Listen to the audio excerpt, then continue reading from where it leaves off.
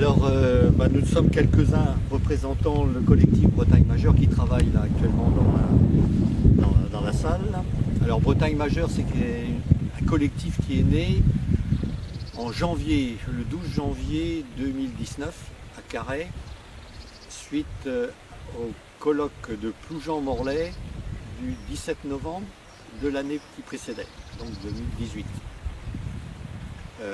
Colloque dont le sujet était « Où va la Bretagne ?», qui avait regroupé pas loin de 200 personnes. Donc avec de fortes interrogations sur l'avenir de la région, dans tous les plans, sociaux, économiques, politiques, etc., aménagement. Et dans la création de Bretagne Majeure, nous avions édité une plateforme de revendications, enfin faisant un constat sur l'état de la région et une plateforme définissant les revendications qui étaient souhaitables pour ne pas aller dans le mur comme nous le constations à cette époque-là. Donc ce collectif dans la réunion de Carhaix avait réuni à peu près tout le mouvement breton, que ce soit partis politiques, associations, individus aussi, oui. Et de là est née donc cette volonté d'aller vers une démarche commune sur les projets qui nous préoccupaient en matière d'avenir de la région. Alors, je dois dire que ce collectif a eu du mal pendant quelques années à fédérer, mais ça y est. Et depuis cette année, on ressent véritablement une dynamique porteuse avec de nombreuses associations. Celle qui en était à l'origine, Arfals, mais d'autres également, Géographe de Bretagne, Combraise, qui peut en donner d'autres, comment Braise Impact, etc. Et eux aussi encore des individus. Et il y a eu des tentatives de rapprochement avec des partis politiques régionalistes. Avec l'UDB, je peux dire que ça a été dur un petit peu au départ, mais ça y est, l'UDB est là. Le parti breton, par contre, était d'emblée avec nous, mais maintenant ne l'est plus, gérant sa propre crise interne, visiblement.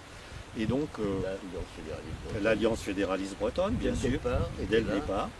Et avec l'idée, justement, fondamentale, qu'on ne voulait plus assister à ce qui s'était passé aux dernières régionales, c'est-à-dire des courants qui naviguent à titre individuel pour leurs projets politiques, alors que la question de l'avenir de la région est une question qui nous concerne tous et qui suppose qu'on fédère toutes les forces qui vont dans le sens de l'affirmation de la région de Bretagne. Voilà. Alors pourquoi cette conférence de presse aujourd'hui ?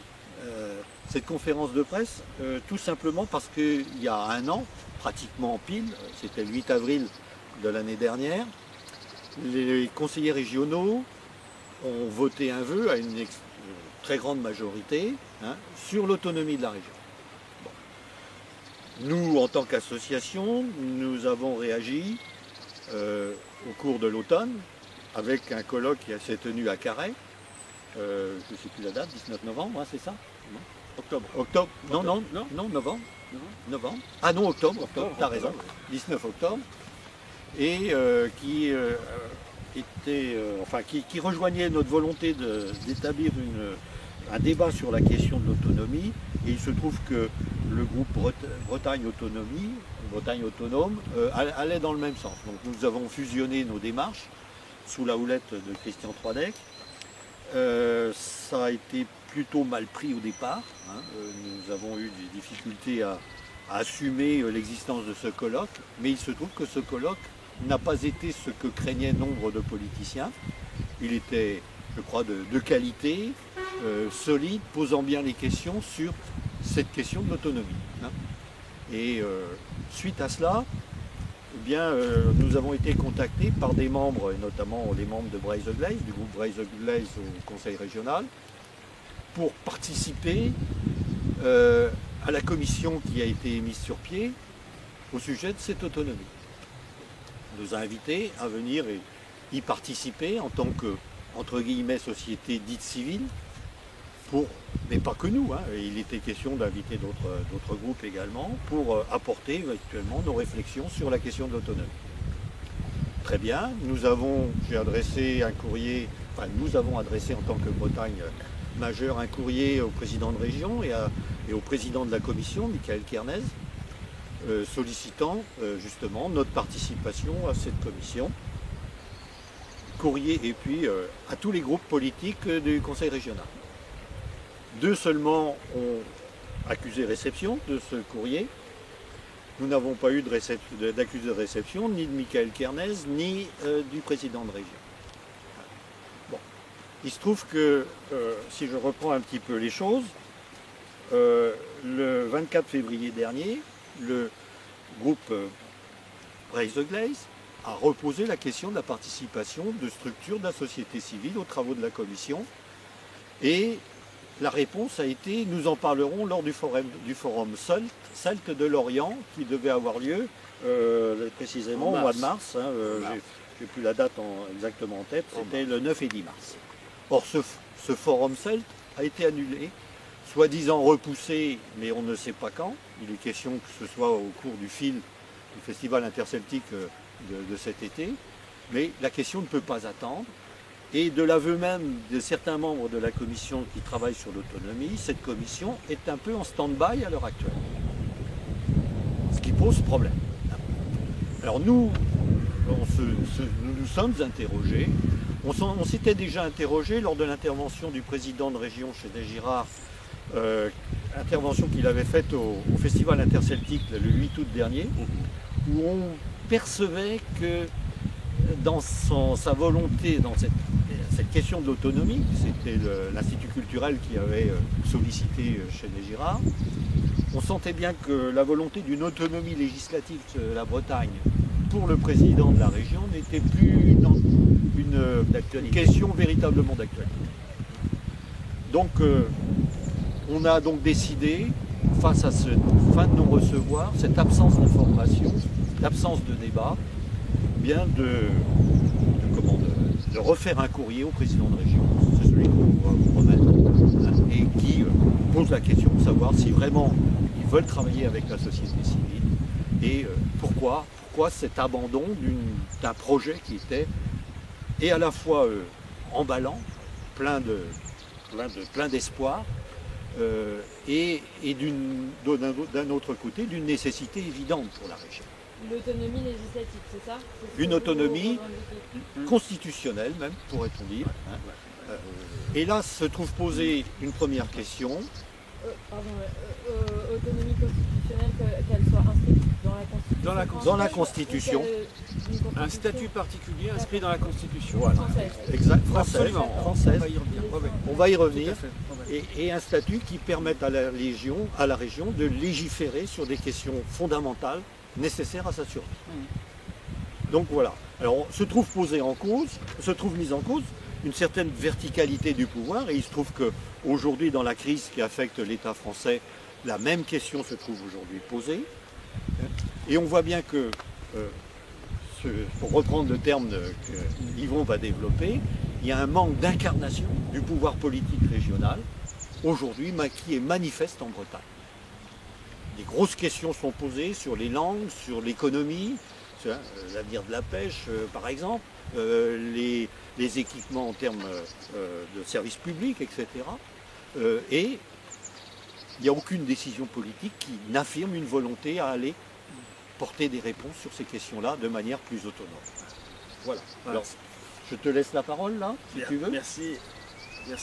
Voilà, la vraie question, c'est que elle est là. Nous sommes extrêmement inquiets aujourd'hui parce que la réforme institutionnelle, elle est dans l'air, effectivement. On en parle parce que la Ve République est à bout de souffle. Il y a un projet sur la Corse, quand même intéressant. Il y a la question de découpage des régions à nouveau est sur la table. Et la Bretagne est absente du débat, mais totalement absente. C'est-à-dire qu'il n'y a pas un message politique fort qui est porté. Or, pour porter une volonté politique, il faut qu'elle soit incarnée dans un chef. Et on a l'impression que le président Girard, eh bien, il est aux abonnés absents, quoi. Il n'existe pas dans le débat aujourd'hui. Donc, ce courrier-là, c'est pour lui rappeler d'être à la hauteur quand même de ce que représente la Bretagne dans l'histoire et ce que nous voulons de notre avenir. Parce que la Bretagne aujourd'hui, elle est marginalisée totalement. Elle est en train d'étouffer sur le terrain économique, on l'a dit, la pêche c'est pareil, bientôt il n'y aura plus de pêche en Bretagne. La dimension linguistique, eh bien la politique linguistique ne marche pas, ça marche ailleurs, mais pas en Bretagne. Et ça ne marche pas, le budget alloué par la région à la politique linguistique, alloué aux Bretons, pour la première fois est en baisse.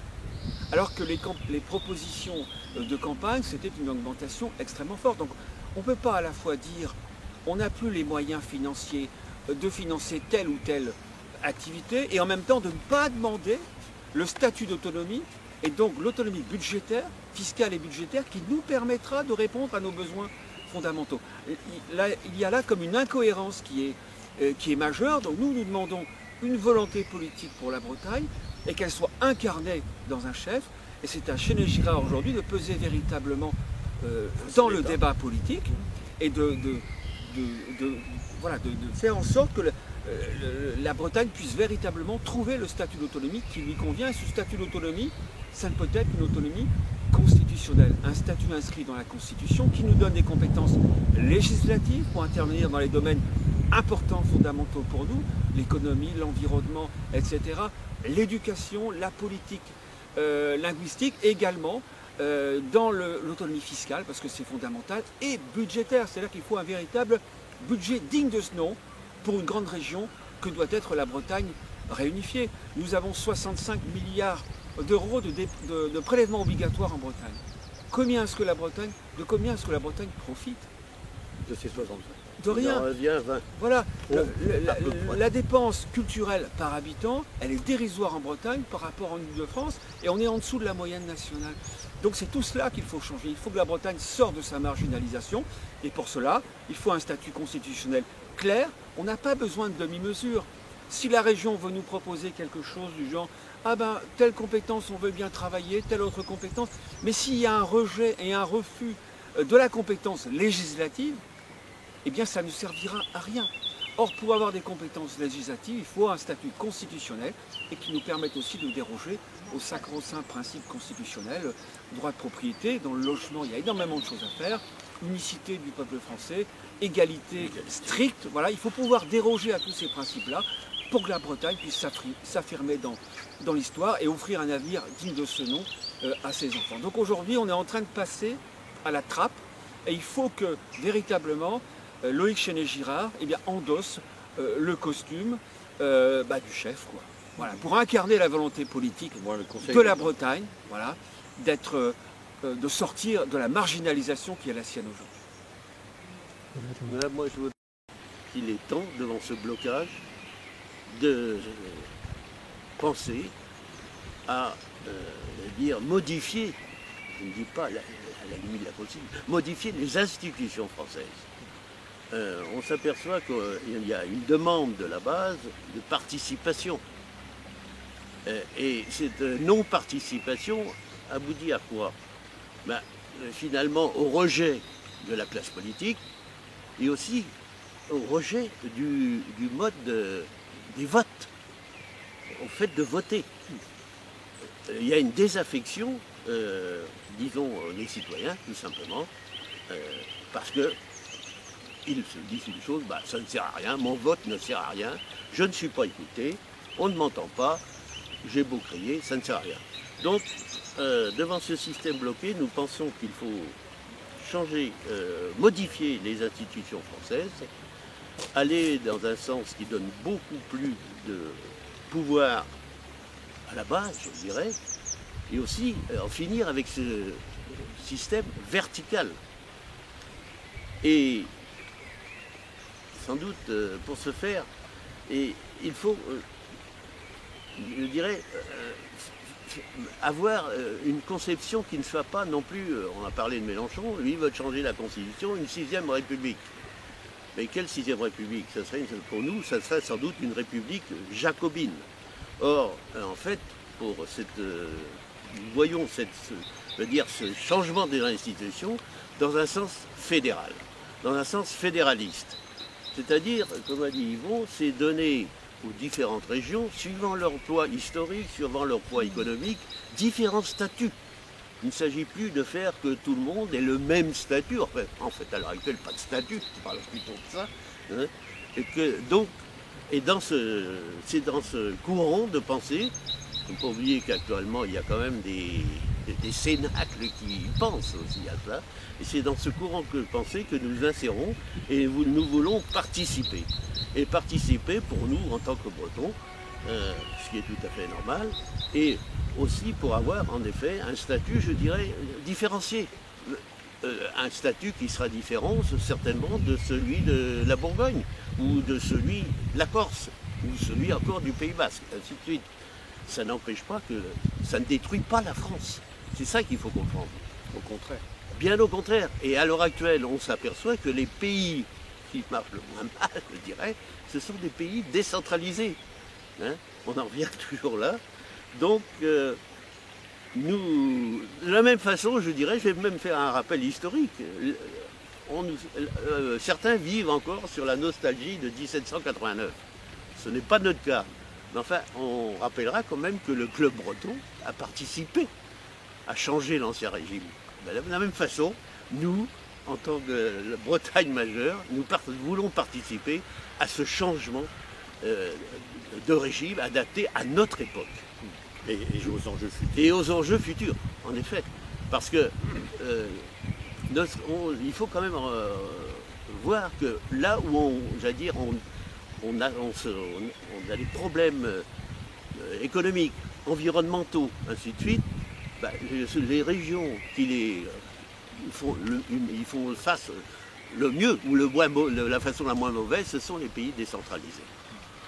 Voilà notre position à l'heure actuelle. Je vais rebondir sur ce dernier point que vient d'évoquer Jean-Louis. Je vous laisse faire la photo. Et il y a un dernier point sur lequel je vais rebondir, mais qu'il a introduit. Je la fais juste avant parce que je vois que ça se couvre. Dommage, on avait un bon rayon de soleil là. Oui, c'est ça, et j'ai loupé. On va être dans la pénombre. Par ici, s'il vous plaît. Ok. Pour un dernier point. La maternité de Guingamp, nous sommes absolument hostiles à sa fermeture. Hein. Dans ce sens, nous considérons que l'agence régionale de santé doit être dissoute. Ce sont des paroles fortes, nous le savons, nous nous rendons compte, mais c'est absolument nécessaire. Il faut sortir des logiques purement gestionnaires. Alors ce que je voulais dire justement, c'est que ce besoin d'autonomie doit reposer sur d'abord une confiance accordée aux citoyens. Et deuxièmement, parallèlement à cette confiance, un retour à une responsabilité citoyenne par rapport aux enjeux qu'il y a à gérer. Moi qui, en tant que géographe qui ai travaillé dans les années 90-2000 sur les concepts de gestion intégrée, notamment sur les littoraux, eh bien, il est effarant de voir qu'aujourd'hui, nous tournons le dos pour des raisons institutionnelles, mais aussi par absence de vision vers l'avenir, à ce qui est une nécessité évidente de comportement de nos sociétés par rapport aux immenses défis que la mutation climatique nous impose. Cette mutation climatique ne pourra être traitée que si on accorde aux populations cette autonomie dont elles ont besoin pour gérer la complexité des enjeux qui sont à venir. Climat, économie, cohésion sociale, organisation politique, culture, etc. et langue. Question linguistique. C'est une question pour Loïc Chenet-Girard. Merci beaucoup. Bonne journée. De rien. Loïc Chenet-Girard n'est plus membre du Parti socialiste, Non. donc il ne dépend plus d'une instance nationale à Paris. Comment vous expliquez sa timidité vis-à-vis de l'autonomie de la Bretagne? C'est une question pour lui, mais enfin... Oui. je peux pas, Alors, d'abord, je crois que ce n'est pas Chenet-Girard tout seul, le président Chenet-Girard tout seul, c'est une grande partie de la classe politique bretonne aujourd'hui qui pose problème. Oui. Elle a été formatée par les organisations politiques nationales. Elle fait encore partie ou non de ces courants. Et ils sont dans une situation de dépendance par rapport à cette formation, à cette appartenance.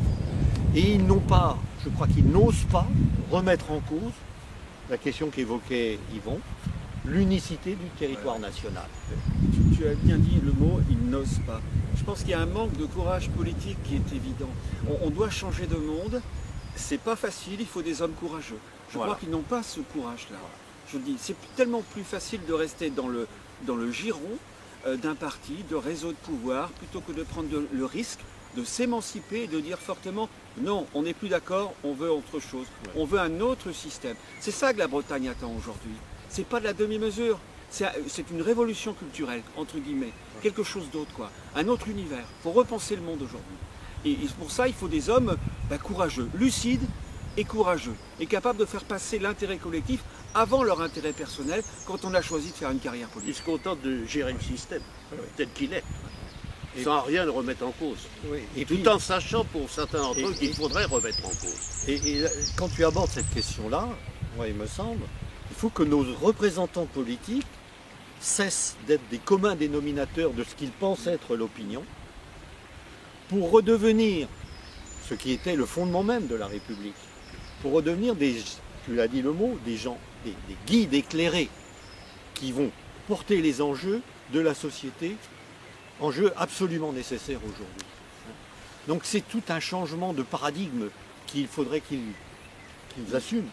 Malheureusement, ils sont encore trop marqués par cette habitude qui en fait que la classe politique aujourd'hui est devenue une classe politique professionnelle, entre guillemets, mais il faut oser dire le terme. Un élu du peuple, c'est quelqu'un qui doit être représentant d'une tendance, d'un courant, mais pas d'un intérêt. Voilà. Et parce que s'ils échouent à cette mission-là, c'est pire encore. Ils deviennent complices du système. C'est-à-dire qu'ils légitiment un système qui dysfonctionne, qui marginalise leur population, leurs espoirs de développement. Et c'est extrêmement grave, quoi. Soit à un moment donné, il faut être capable de prendre les décisions qui s'imposent. On en revient quand Ou alors même. vous légitimez le système. On en revient quand même comme sur la population pour les prendre. La Constitution. Moi, je vois, prenons un exemple tout récent. Qui annonce, disons, des crédits ou des informations pour le monde enseignant? On se dit, partout ailleurs, c'est le ministre de l'Éducation qui va le faire. Eh bien non, c'est le président ici. Et ainsi de suite. Et c'est, disons, tous les 10 jours, c'est la même chose. Et c'est ce qui démontre la nocivité du système. Alors évidemment, je veux dire, l'élu, je dirais presque moyen, de base, il n'ignore pas ce système. Il sait que sa existence, sa survie, sa réélection dépend d'un système vertical. Il va donc pas se mettre en travers de ce système vertical. Ce ne sont plus des représentants du peuple. Ok, merci.